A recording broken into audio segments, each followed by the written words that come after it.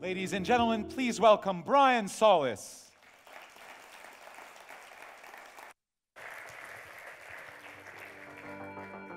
Good morning. Nothing says experience like a PowerPoint presentation.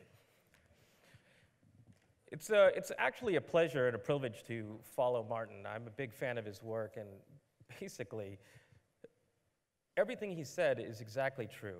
And what I want to share with you is a little bit of what inspires me every single day to think differently. I've been working at the future of digital marketing and basically brands and technology going back to the mid-90s, and it's the oil of Olay that keeps me looking young. But the real challenge, as someone who studies disruptive technology and its impact on business and society, is really also understanding just the everyday human elements that change us. Whereas you heard Steve Jobs talk about how we have to start with the customer. We can't start with technology. The same is true with marketing and branding. We tend to think creative first. We tend to think the big idea, and we push it on markets in ways to try to get them to celebrate our brands and buy our products, which isn't bad. It works. But at the same time, as Martin shared, we don't really know our customers. Somewhere along the way, we stopped being customer-centric and we started to be shareholder-centric or stakeholder-centric or client-centric. It's just become a way of business. But there's a humanity to all of this. The reality is that in a connected society, we have and share experiences every single day. Now, I don't want you to start the smartphone or cell phone challenge just yet. I want you to take as many pictures as you can, because that's the point of a shared experience, is that it's bigger than any one of us. It's bigger than this room. For example, I shared parts of Martin's speech that now not just all of us here in Dubai, but now people who follow my work are enjoying the experience of what Martin also had to share. That's the beauty of an experience, is that we take something, we take a moment that means something to us, and we share it with the people that matter to us. And that sets the foundation for a new era of brand, of which it is defined by the people who experience it and share it. A lot of my research right now is focused on what I call digital Darwinism. Technology evolves, society evolves. Behaviors, preferences, expectations, values, those also evolve. And we have a choice. We can keep doing what we're doing and try to do it better, or we can take a step back to see to what extent is the world around us changing. And this is the hardest part with creative and design and branding. We are not our customers, at least not when we're at work. We're marketers. We're gunning for that award at the Cannes Festival. We're looking at getting the news about how great our campaign performed. We're thinking about performance metrics. We're thinking about all kinds of things, but we're also forgetting, what do human beings want? What's different about what they want? And how is that different from what I'm trying to do? I think one of the most iconic brands that we could all remember, at least those who are of my age group, is Kodak. And there was this Kodak moment, I think, that was global, that it was something we could feel. And when Martin talked about empathy, it was very empathetic in that we were all people who took pictures and were in pictures. We all had someone in our house who was the master or the keeper of those pictures. And those were memories. And the thing about the Kodak moment is that it has evolved. It's that moment where we lose touch with people and how they're changing and what they expect and what they value and what they prefer. You'll always hear the story of Kodak and how it failed to embrace digital. Sure, that's one part of it, but I think the company also failed to recognize what happened to its markets. For example, think about your phone. Think about how many pictures you have on your phone right now that you are never, ever going to see again. Thankfully, each time there's a new Android or a new Apple phone, we get more storage and capacity because we kind of need it. What happened to the Kodak moment was that we stopped taking pictures. We stopped taking those pictures and using them as memories. Now pictures just become real-time experiences. What you had for dinner, maybe the nitrogen out there on the breakfast table, or they become ephemeral, as you'll hear from Snap. But they're just instants.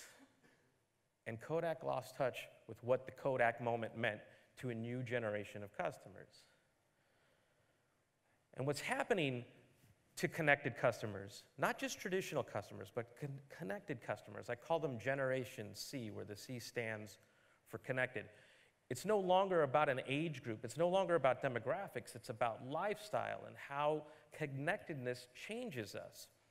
If you've ever used Uber or if you've ever used Airbnb, it changes your perception of what an experience could be or how it should be. It's not just about the marketing, it's also the entire experience of using the product. We're now living in an era where experiences are the product. It's more important than stuff, and you'll probably hear that more and more as time goes on.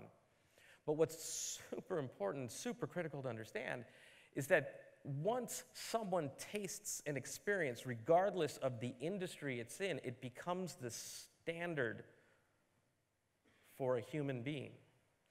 So you all, in one way, shape, or form, compete against Uber, or Apple, or Disney, or Lego, because they are teaching and conditioning people what an experience could be like. And it's difficult because we face demographic headwinds when we go to our clients or we go back to work and we try to convince people, you know, I just heard Martin and Brian talk about these really cool things. But then you face the reality of politics and egos and fear back at the organization that are going to prevent a lot of this stuff from coming to life. But that's why this very moment, you are more important in your roles than you imagine. There is no theoretical playbook for what you need to do leaving this conference. Do X, Y, and Z, and you will be successful. We all, myself included, have something to learn. I think the most important part, though, is we also have a lot to unlearn. We have a checklist of what we use. We have standards for how we budget and how we create and how we measure success. We have processes for how we go about branding and marketing. But that's exactly where we get caught up in what I call iteration, which is doing the same things better, instead of innovation, which is doing new things that unlock new value. But if you switch to human beings as your center, you realize that there is an entirely new world before you that can help you learn and unlearn at the same time. Because if it's not about them, then who is it about? I think this is the very moment to question all of the things that we hold as standard. We use words like brand and innovation and experience all the time, but I wonder if they've lost meaning. Certainly, I wonder what they could mean in a connected society, in a connected economy. When we think of brand, you could put a top 50 list, you could put a top 100 list. It's usually the same brands. But what is a brand if it was built upon, as Martin said, somatic markers? What if a brand was built upon the things that you felt and you shared because they meant something to you? Who you were as an individual, who you were as a community, who you were as an aspiration. Because the best brands have always understood that they need to talk to and through you. And as we become more connected, We want to not be told by brands, you buy us. We want brands that make us feel something. We want brands that become part of us. We want brands that are like us. Branding becomes a culmination of not just marketing, but also the sum of all engagements a customer has with you during their life cycle. This is one of the reasons why your role is much more important than it's ever been, is because now marketing and branding technically should be the entire life cycle. Not just a department, but a way of business. Not just a marketing budget, but a customer experience or an experience budget.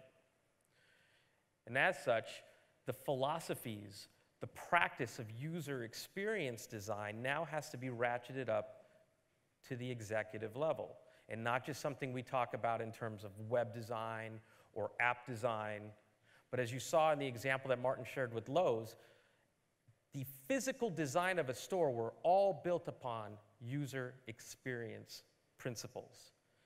They were meant to be hubs, they were meant to connect people, they were meant to be shared, very Instagram-worthy. In fact, you'll see that trend play out in museums all around the world. Building physical experiences based on digital principles. So then what does the word experience mean? Because we certainly use it all the time. I believe the core of experience, and the core of experience design, and you could build upon this in whatever way you'd like, is just a feeling.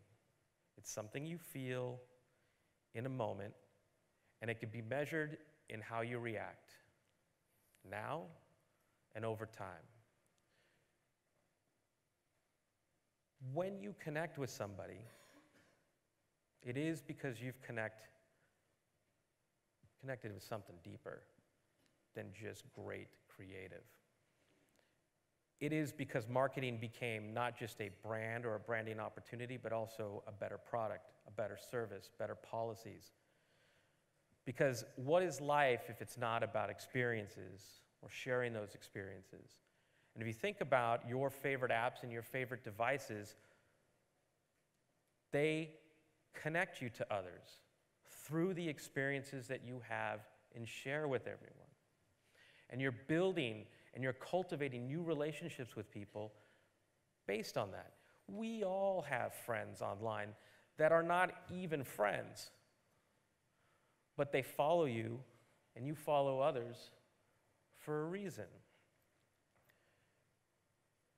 The great brands of tomorrow are going to be the assemblage of these experiences. Those experiences are going to be designed in ways that are personal, personalized, meaningful, and relevant, but they're also going to be evergreen. They're going to continue to evolve. Because when you feel something, experiences convert into memories. And memories can be good or bad. Either way, you're going to remember them. If you don't remember them, chances are that experience didn't matter. Why is marketing bigger than any one moment? Because how people feel carries on throughout the engagement with that company. The work you do to create a brand or a campaign must now influence every touch point of how a customer makes decisions and reinforce that brand in all of those moments. Because what's happening today, I call it the cluster funnel. No matter how much great work you do, someone within the organization is going to screw it up. Bad customer service, bad sales, whatever it is. And what's happening is that people are starting to make decisions based on what's best for them, and they're bypassing a lot of the work that you're doing. I do a ton of research with Google, and what we study every day is specifically around one thing. How has this device changed how you make decisions about what you buy? And the reason why we're focused on that research is because it's pretty radical in how much different it is than what we think of in terms of the traditional journey. But even still, most companies, when we talk about being customer-centric, we're just not. We don't even look at how people are making decisions or what influences them along the way. And it's even worse for mobile. Very little insights as to how people make decisions as a result of mobile, which is why we still have horrible websites. Think about the last time you had a great conversation about a website. You know, I hit this landing page and it changed my life forever. Doesn't happen. In fact, the entire design principle of a website is not much different than 1995. We want to push an idea on you, push information at you, and get you to click, and we want you to convert. Not a bad idea, except people's brains, as you heard earlier, are changing, they're evolving. And now we design for these moments, or what Google calls these micro moments, where we found that people are thinking in bursts. They're not going through the traditional journey that we think they are. Those touch points that are everywhere, most of which you don't control today, but you will or you should, lead people astray. This is a friend of mine who drew a cartoon based on some of my mobile research that said, when we think about the mobile device, we thought of it initially as an extension of desktop. In fact, a lot of the design principles for mobile, in the best mobile applications, if you think about, for example, Snapchat or Instagram, which is essentially Snapchat wannabe, but is they're designing for the inherent mobile mind. Or you think about Tinder, right? The fact that swipe left or swipe right is in our culture says everything. Swipe right, though. Mobile, in of itself, is creating an entirely new journey. It's also changing the dynamic of how people think about brands, simply because we are becoming a little bit more impatient every single day. In fact, we're more patient with physical stuff than we are online. And that is because the best apps and the best services are teaching us that we don't have to wait, that the world revolves around us. In fact, I've studied, this is funny, but I had to study this because this is how crazy it's getting. I've studied how long is too long for a consumer to wait for an Uber before they open the Lyft app. Why did I do that? Because we're getting impatient. In New York, for example, that number is 5 minutes. If a car is more than 5 minutes away from you, you're going to open Lyft to see if a car is closer to you. Because why would you wait more than 5 minutes for a car to come to you where you're standing and pick you up and take you exactly where you want to go? I have an app in Silicon Valley where I live. It's called Filled. It's basically the Uber of petrol or gasoline. No matter where I am, even if I'm away from my car, I can do it right now. I can order gasoline to be delivered to my car. And people say, wow, Brian, that's so lazy. I think, well, what am I missing about the gas station experience that you love? Explain, is it the restroom? It can't be that. That becomes the standard for me.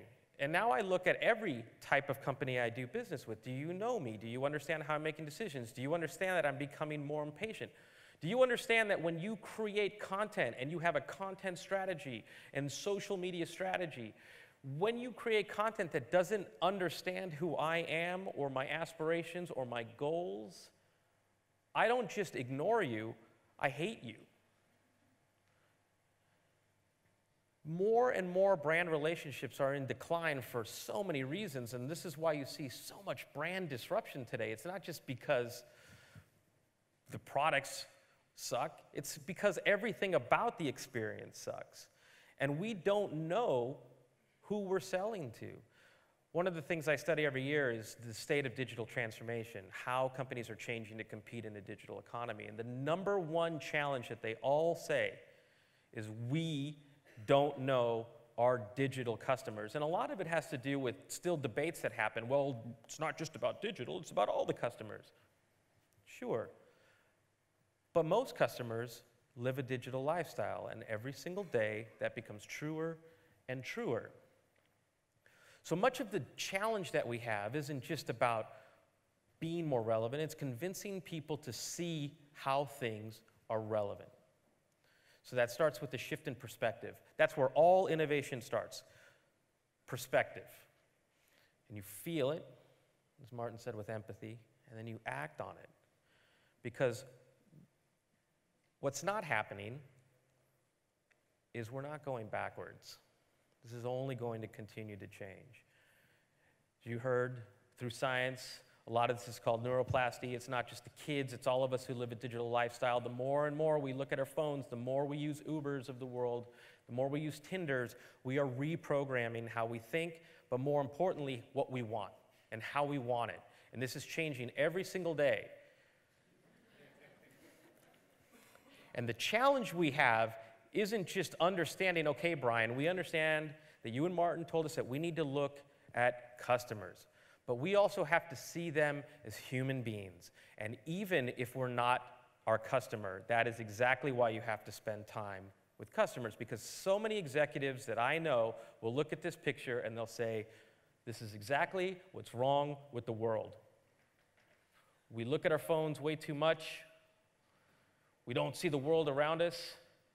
Hey, I'm not going to argue with that, but I am going to argue with the point that you can judge this all you want. Maybe you could tell your kids to put your phones away. But it's not going to change the reality of this is how reality is evolving. Telling them to put their phones down is not an engagement strategy. Giving them experiences that maybe are great on the phone or great online or maybe makes them put something away to have a physical experience like you see at Lowe's or IKEA, all of that takes design and not judgment because Maslow's hierarchy of needs is evolving. In the short hour that I was here, I'm already down 25% on my battery life and I've got a full day ahead of me. I'm thinking about my strategy for later and how I'm going to charge. Or perhaps you've seen sidewalks like this coming up around the world. Coming into the Dubai airport yesterday, of course, the first thing everybody does is fire up their phones and they get online. But as I'm trying to get to and through customs, I'm having to navigate zombies. Because we don't walk as fast as we think we do when we're online. Look, I do it too. There's an app called Text and Walk. It turns the camera on your phone in a texting app so that you can actually see what you're doing as you're walking. It's not the most popular app, though, because it's very hard to hold up your arms for a long period of time.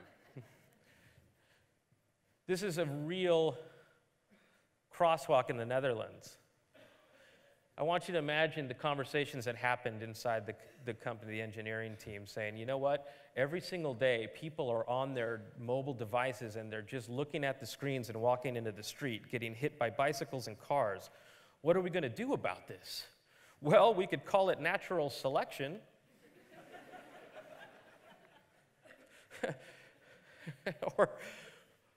Or we can move the light to the sidewalk so that people can see it as they're on their devices. Oh, well, that's absurd. People should just look up so they don't get hit. Well, I don't know what to tell you. One group is not going to change, so the other has to. It's a real picture, by the way. I don't know what's more interesting. Someone who has to have virtual reality with them while they have lunch, or the person in the window looking at this person and looking at me taking a picture of this person. The world is changing. What's happening is that we, in our own way, are becoming what I call an accidental narcissist. Everything about technology, everything about the way that apps and services are designed are meant to put you at the center of it. And everything that happens is around you. We're becoming connected, more informed, more empowered, more elusive, more demanding. Think about when you share something on Instagram or Facebook, like maybe dinner last night, and you don't get a like right away. Isn't that the worst? Think, wow, what's the matter with me? And there's this self-doubt or all of these emotions that come up with it, and that is by design. It makes you want to share again, because in those interactions are moments of validation, and they make those experiences more relevant, more memorable, more compelling. So experience design, especially the future of experience design, and why it's so important, is that today we ask consumers to compromise. We ask them to conform to our brand experiences because we don't control the entire experience. We control one part of the experience. But the brand is the sum of all of those experiences. So if we're asking them to conform, how long is it until they don't? Until a startup or another brand realizes that they can design something that's better suited for them. So someone is going to have to change. And when you have someone's attention through every moment, you're essentially presented with a gift. And it's a gift, I think, that we've learned to take for granted. We focus a lot on the playbook of yesterday and trying to make decisions about innovation when we don't even know who we're dealing with. People, purpose, promise, personalization, these are the things that start to become more experiential. And that to reach a new generation of connected customers, we have to design for those connected generations. As you saw with Martin, when you ask a child to change the channel on a television, they are going to go with what they instinctually know. And when you hand them the remote control, you're essentially asking them to compromise. You're asking them to conform to yesterday. When you give that same child a magazine, they are going to try to pinch and zoom and swipe, and it is not going to work. And to them, a magazine or a television is an iPad that doesn't work. We have to design for these new generations. This is a parking sign in New York, and this is what an example or a metaphor of what we do with creativity and design today. Think about the moment you have to read this. You're probably in a car. It's New York, so people are threatening your life. It's a horrible experience. You actually feel anxiety. So New York said, hey, agencies, let's design the next generation parking sign. It's cleaner, it's better, but it's a parking sign. They just built off a template of yesterday. They didn't think differently about how to engage a connected mindset. And I still don't think anyone read this in the moment you had to read this, which meant it wasn't user-centered.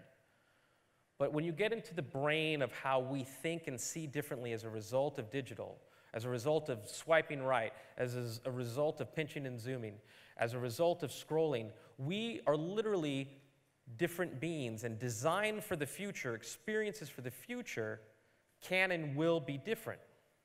And it's a combination, of course, of what you need to do as a business, the state of technology, which is always evolving, but also human values and how those are evolving, because they are evolving. While many of us work off of a brand style guide, I think this is the time where we have to think about an experience style guide. Not just in marketing, but as marketing expands to be part of the customer experience, where brand experience, customer experience, and user experience are all designed to work hand in hand in each touch point throughout the journey, which reverses branding, where the brand comes to life as the sum of the experiences that people have and share throughout every moment of truth. So I'll leave you with this. There's a friend of mine who, I have a lot of friends who draw cartoons for me because sometimes I think cartoons have a way of getting a message across without a political agenda. It just makes you laugh. Like, oh, that's so true. In an age of machines and AI and app and VR and AR, you name it, what else do we have? We have blockchain, we have robots, we have chatbots. But at the end of the day, humanity is still the killer app. We just have to remind ourselves that we are not just marketers or brand strategists or creative professionals. We're human beings. We all live that digital lifestyle. We all have these smartphones. We all take them to the bathroom with us. It's just a reality. And that has to guide and drive us every single day so that we can not just be marketers, but be the people we're trying to reach. And that's why I think that this moment of innovation for the entire industry is a moment of personal innovation where we can leave this conference because we see something different. And we're willing to try something different. Because without taking risks, there can be no innovation. It'll just be iteration. And then we end up with what I call the remote control problem, where every new generation of television, we just add more buttons to the remote control, to where on average there are 70 buttons on a remote control today, in a world where we do this. The future of this entire industry is in your hands, and that's what motivates me, is that together we can actually write the future playbook of brands. Thank you very much.